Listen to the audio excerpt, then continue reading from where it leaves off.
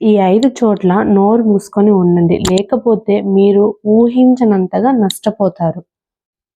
And అందులో number 1 అందరూ మాట్లాడే చోట మీరు సైలెంట్‌గా ఉండండి. ఎందుకంటే మీకు కూడా తెలుసు నోరు తెరిచున్న చేపని చేపలు పట్టేవాళ్ళు ఎంత ఈజీగా గాలమేసి లాక్కుంటారో మనం నోరు తెరిచి మాట్లాడితే అంతే నష్టపోతాం. అండ్ నెంబర్ 3 వచ్చేసి అందరూ సైలెంట్‌గా ఉన్నప్పుడు మనం నోరు తెరిచి మాట్లాడాలి. అదే కరెక్ట్ సిట్యుయేషన్. మనకు అవకాశం వచ్చినప్పుడు మాట్లాడాలి.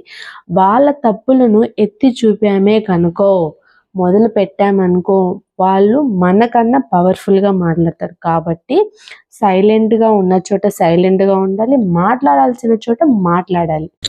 అండ్ ఇప్పుడొచ్చేసి నెంబర్ 3 మీరు కనుక ఎప్పుడన్నా ఏడుపొస్తే సైలెంట్‌గా ఉండండి. అంతేగాని మీరు ఏడుస్తూ ఆ టైంలో మీ వీక్‌నెస్ మైండ్‌ని అండ్ మీ బలహీనతలని ఎదుటి వారికి అస్సలు చెప్పకండి.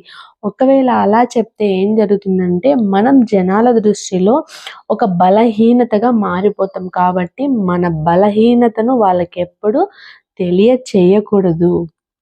అండ్ నెంబర్ 4 ఏంటంటే మీకు కనుక ఎప్పుడన్నా కోపం వచ్చిందనుకో, కోపంలో ఉన్నప్పుడు సైలెంట్‌గా అస్సలు ఏం మాట్లాడొద్దండి.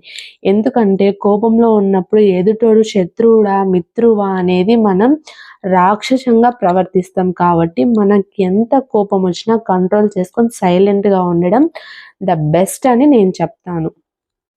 అండ్ లాస్ట్ అండ్ ఫైనల్ నేను చెప్పేది నెంబర్ 5 మీరు కనుక ఎవరికన్నా వీక్‌నెస్ పైన చెప్పారే అనుకో మీకు వాళ్ళు చాలా బలహీనతగా కనపడతారు. కాబట్టి మీరు ఎప్పుడు అలాంటి సిట్యుయేషన్‌ని ఫేస్ చేయొద్దు.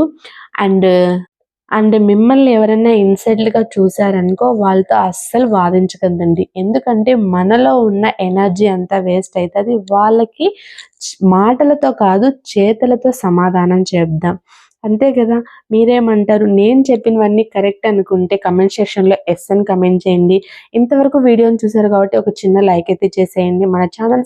మన ఛానల్‌ని కొత్తగా చూస్తున్నట్టే చిన్న సబ్స్క్రైబ్ అయితే చేసుకోండి. ఇదండి వీడియో నచ్చిందా? బాయ్.